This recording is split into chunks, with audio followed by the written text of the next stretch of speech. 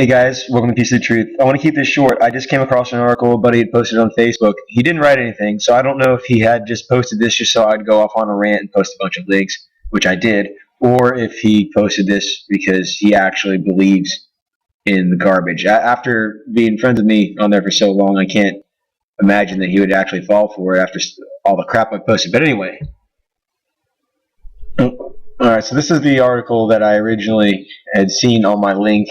This is the clickbait that the dude had posted, and as you can probably see down here in the corner, there's actually one person that actually likes it. But anyway, the article goes to this link, and that is from IFL Science, and I'm not going to get into this whole thing up here. It's going to be right at the article. Spain has first case of diphtheria in 28 years thanks to anti-vaxxers.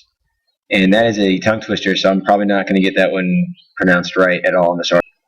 All right, it says here, a 6-year-old boy who had not been vaccinated in Spain's first case of diphtheria in 28 years. The young boy from the Catalan city of Ola is reportedly very ill and is being treated with antitoxin.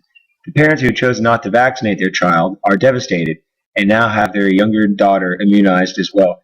And this is what I want to get at. This whole article is nothing but psychology. It's psychological punishment to anybody that hasn't vaccinated their child, and that might believe this crap, and it's, that's what it is, just propaganda scare tactics.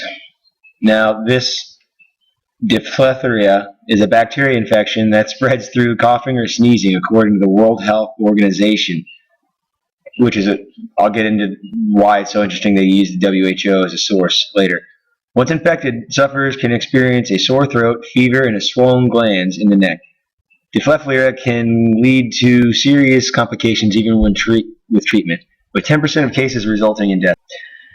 Spain's health ministry had to scramble to find the drug to treat the child, as there had not been a case of diphtheria in Spain in almost 28 years due to the country's high vaccination coverage, over 95%.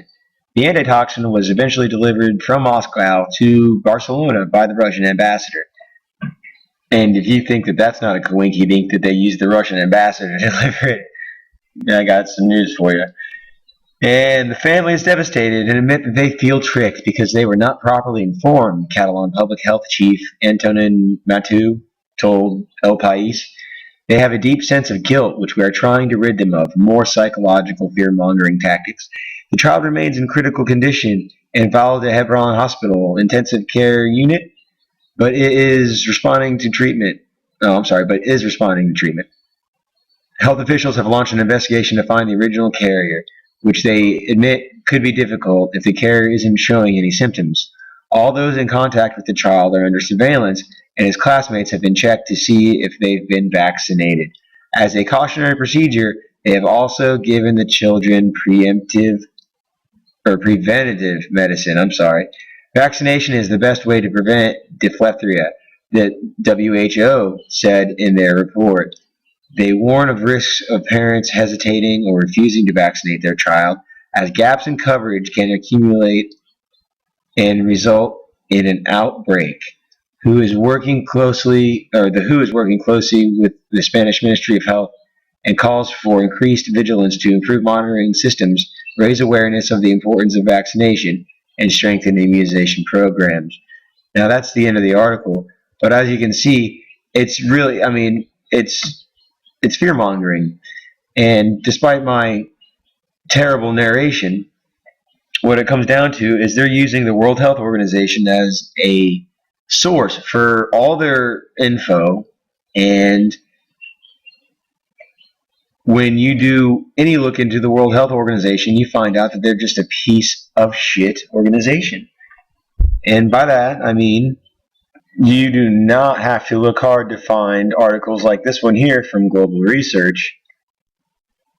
Tetanus vaccine spiked with sterilization chemical in Kenya. Says here that tetanus vaccines given to millions of young women in Kenya have been confirmed by laboratories to contain a sterilization chemical that causes miscarriages, reports the Kenya Catholic Doctors Association, a pro-vaccination organization. A whopping 2.3 million young girls and women are in the process of, they're in the process of being given the vaccine pushed by UNICEF and the World Health Organization. We sent 6 samples from around Kenya to laboratories in South Africa. They tested positive for the HCG antigen. Dr. Muhane Nagare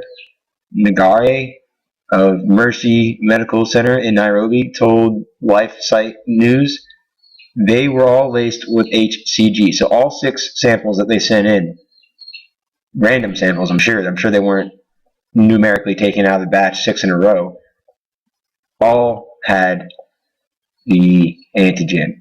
Now, the chemical causes a woman's body to destroy its own fetus with vaccine-induced antibodies. So this is, it's not like an unintentional side effect. It actually causes, and that's what HGC is, a chemical developed by the World Health Organization for sterilization purposes. Let me just highlight that right there. HCG is a chemical developed by the World Health Organization for sterilization purposes. All right. Over here, it's the World Health Organization. Vaccination is the best way to prevent diphtheria. That is, I mean, what do you want me to say about that? That's insane. It's insanity. These people are nuts. And it's not the first time, all right? I'll leave a link to this article so you can get down to it, but it's not the first freaking time. Citing an article from thoughtcrimeradio.net, it says here that they became suspicious because tetanus campaigns in places like Mexico, Nicaragua, and the Philippines also had been found to contain beta HCG. So alrighty, I'll leave you a link to this article as well. I'm going to wrap it up. I wanted to keep this thing under a 5-minute video, but you know me, I always got to rant and rave a little bit. So, as always, thank you very much for your time, guys. Have a good one. Take care.